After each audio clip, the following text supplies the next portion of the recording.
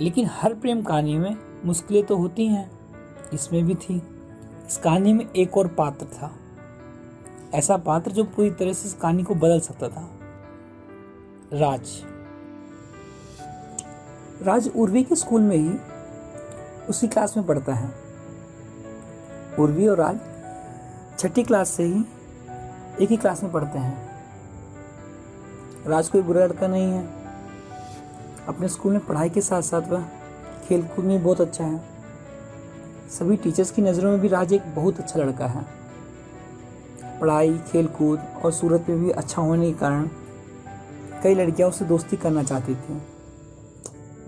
लेकिन राज ने तो जब से होश संभाला है उसने उर्वी को ही चाहा है, पूरे हृदय से, पूरे भक्ति के साथ। वैसे तो स्कूल में उर्वी से भी सुंदर कितनी लड़कियां थीं, लेकिन समीर की ही तरह राज का दिल भी उर्वी की सादगी और प्राकृतिक सुंदरता पर आ जाता है। वैसे तो कभी राज ने अपने प्रेम का इजहार नहीं किया, लेकिन उर्वी को इस बात की खबर है।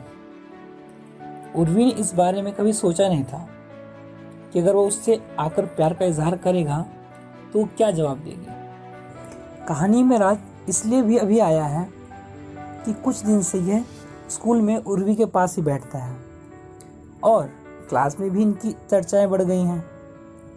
प्रीति को इस बात का पता इसलिए नहीं होता क्योंकि वो उसी स्कूल में लेकिन अलग सेक्शन में पढ़ती है। उर्वी की क्लास के बच्चे अक्सर उर्वी से कहा करते थे कि उसे राज से बेहतर लड़का नहीं मिल सकता। उर्वी भी कभी कभी सोने से पहले राज के बारे में सोचती थी, ये सच में मुझे प्यार करता होगा। जब से राज स्कूल में उर्वी के पास बैठने लगा था, उर्वी के दिल में एक अजीब सी हलचल हो रही थी। कुछ दिन बीतने पर उर्वी ने ये सब खुद ही प्रीति को बता दिया था। मुझे भी ऐसा लगता है कि शायद राज से बेहतर लड़का मुझे नहीं मिलेगा। अरे राज, उसे तो मैंने परसों ही 2 लड़कियों के साथ स्कूल के बाहर घूमते देखा था। समीर के बचाव के प्रति प्रीति झूठ बोलती है। हाँ यार, उसके आगे पीछे तो लड़कियों की लाइन लगी रहती है। आखिर वो है ही इतना स्मार्ट। समीर को बुरा ना लगे इसलिए प्रीति ये बात समीर को नहीं बताती और ना ही राजू को। कुछ दिन बाद समीर प्रीति को बताता है कि मैं जल्द ही उर्वी से अपने दिल की बात कहने वाला हूँ। नहीं, ये समय नहीं है समीर। पर क्यों? समीर पूछता है। तुम्हें कुछ दिन और इंतजार करना चाहिए। अभी तुम्हारे पास 1 महीने का समय है। समीर को प्रीति का ये बर्ताव बहुत ही अजीब सा लगता है। कुछ दिन बाद एक दिन स्कूल में लंच का समय चल रहा होता है। सिर्फ 2 या 3 बच्चे ही क्लास में बैठे हुए होते हैं। राज मौका देखकर उर्वी से बात करने चला जाता है। राज को उसके पास आता देख उर्वी घबरा जाती है और उठकर जाने लगती है। उर्वी, डरो मत। उर्वी वापस बैठ जाती है। तुम्हें तो पता ही है क्लास में हमारे बारे में क्या क्या बातें होती हैं, लेकिन मैं एक बार खुद तुम्हें सब बताना चाहता हूँ। राज पिछले 5 सालों से उर्वी के लिए अपने बढ़ते हुए प्रेम को उसके सामने रख देता है। उर्वी ध्यान से सुनती है और प्रभावित भी होती है। तो इस रिश्ते के लिए तुम्हारी हाँ है?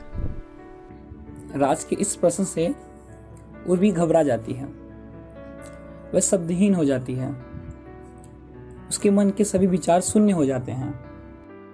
वो मैं घबराओ मत, जवाब दो उर्वी। मैं कल बता दूंगी।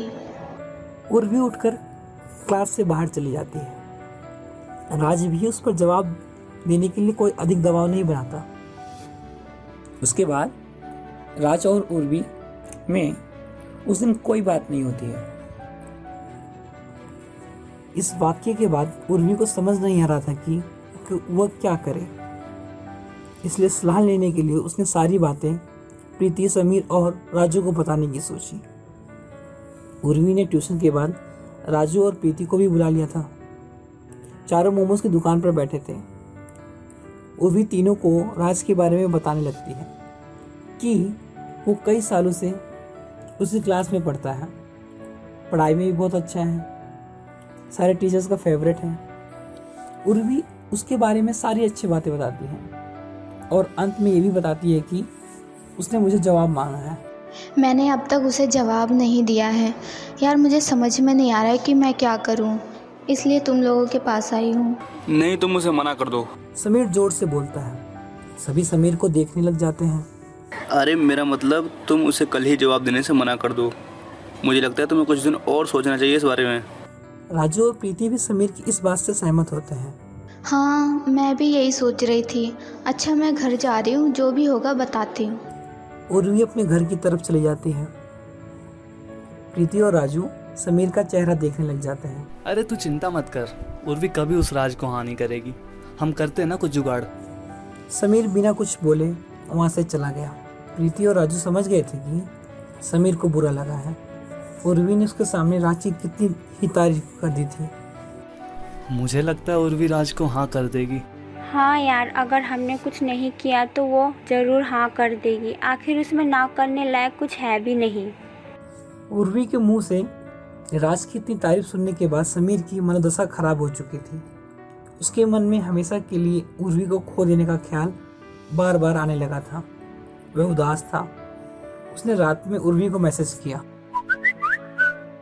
हेलो उर्वी, खाना खा लिया तुमने? हाँ, और तुमने? हाँ, खा लिया। अच्छा उर्वी, तो तुमने क्या फैसला लिया फिर राज को लेकर? अब तक तो मैंने इस बारे में सोचा नहीं है। तुम्हें सच में राज पसंद है भी या नहीं? सच कहूँ तो वो मुझे पसंद है। तुम्हें पता है कितनी लड़कियाँ उसके आगे पीछे घूमती हैं, लेकिन वो मुझे पसंद करता है। वो भी बहुत सरल है, बहुत सीधा है, बिल्कुल तुम्हारी तरह। समीर समझ जाता है कि अगर वो लड़का उर्वी को पसंद है तो ज़रूर अच्छा ही होगा, जो उसका ख्याल रखेगा। पर क्या वो उर्वी को मुझसे अधिक प्यार करता होगा? क्या उर्वी बिन बताए मेरा प्यार समझ नहीं पाएगी? नहीं, मुझे भी अपने दिल की बात उर्वी से करनी होगी। आगे उसका फैसला होगा, वो जिसे भी चुने। अच्छा समीर, ये प्यार की फीलिंग कैसी होती है? क्या तुम्हें कभी प्यार हुआ है? हाँ, हुआ है ना। ये दुनिया की सबसे अच्छी फीलिंग है। ऐसा लगता है मानो दुनिया में सब कुछ अच्छा ही हो रहा हो। क्या तुम्हें प्यार हुआ है? वाह, कितनी किस्मत वाली होगी ना वो लड़की। पर तुमने कभी बताया क्यों नहीं? कभी मौका ही नहीं मिला। उर्वी को क्या पता था कि समीर उसकी ही बात कर रहा था। उर्वी अगले दिन स्कूल जाती है। उसको पता है कि राज उसके जवाब का इंतज़ार करेगा और इसके लिए उस पर दबाव भी नहीं डालेगा। उर्वी एक मुस्कुराहट के साथ खुद ही राज के पास जाती है और राज से कह देती है कि वह कुछ दिन में सोचकर जवाब देगी। राज उससे अपना समय लेकर जवाब देने के कहता है। राजू और प्रीति भी समीर की मदद करना चाहते हैं, लेकिन ऐसी परिस्थिति में वे भी कुछ नहीं कर सकते।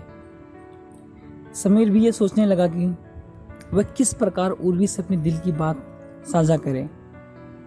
कई बार समीर से बात करते समय उर्वी राज के बारे में बात करने लगती है, जो समीर को अच्छा नहीं लगता।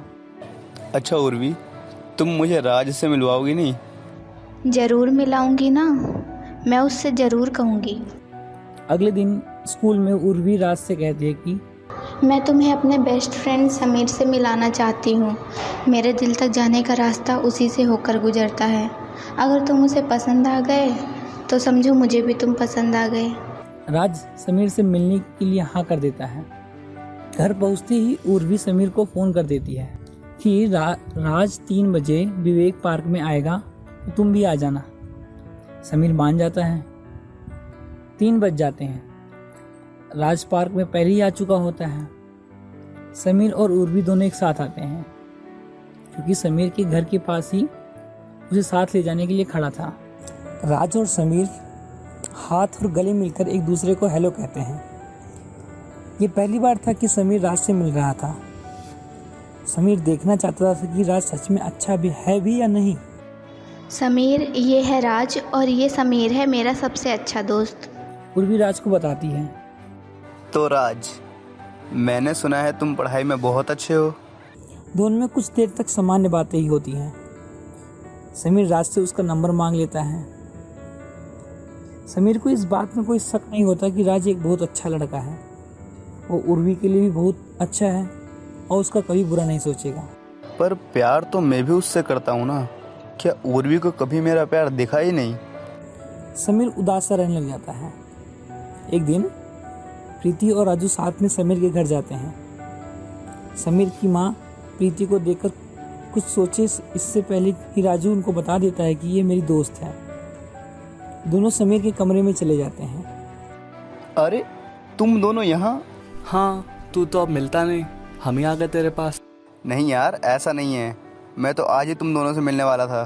क्या हुआ समीर, उदास हो क्या? नहीं तो भला मैं क्यों उदास रहूं? उर्वी ने अब तक राज को हाँ नहीं बोला, पर वह आजकल उसी से अधिक बात करने लगी। कई बार तो वो दोनों साथ में घूमते भी हैं। उर्वी ने राजू और प्रीति को भी राज से मिला दिया होता है। अच्छा समीर, हमने एक प्लान सोचा है जिससे उर्वी खुद ही राज को ना कर देगी। नहीं यार, राज एक अच्छा लड़का है, हम उसके साथ धोखा नहीं कर सकते। और तुम अच्छे नहीं हो क्या? तुम उससे प्यार नहीं करते? थोड़ी जिद करने के बाद समीर अत्यंत आइडिया सुनने के लिए मान जाता है। एक दिन समीर ट्यूशन की छुट्टी के बाद राज को फोन करके बुलाता है। ये प्रीति और राजू के प्लान का ही हिस्सा था। कुछ देर सामान्य बात करने के बाद, अच्छा राज, तुम कभी उर्वी को कॉफ़ी पर क्यों नहीं लेके जाते? उसे कॉफ़ी बहुत पसंद है, क्या पता वो तुमसे इम्प्रेस हो जाए। उर्वी को कॉफ़ी बिल्कुल भी पसंद नहीं होती। और हाँ सुनो, उर्वी को बताना मत कि ये तुम्हें मैंने बताया था, वरना वो सोचेगी कि दोस्तों से मेरी पसंद जानकर मुझे इम्प्रेस करना चाहता है। अच्छा ठीक है, अगर उसे कॉफ़ी पसंद है तो मैं कल ही उसे कॉफ़ी के लिए लेकर जाता हूँ। वैसे भी कल संडे है। और हाँ, गलती से भी कॉफ़ी के पैसे तुम मत दे देना। एक बार मेरे साथ गई थी, जब मैंने पैसे दिए तो मुझसे लड़ने लग गई। कहने लगी, तुम क्या सोचते हो मैं इंडिपेंडेंट नहीं हूँ? क्या मैं कॉफ़ी के पैसे भी नहीं दे सकती? ठीक है, मैं ध्यान रखूँगा।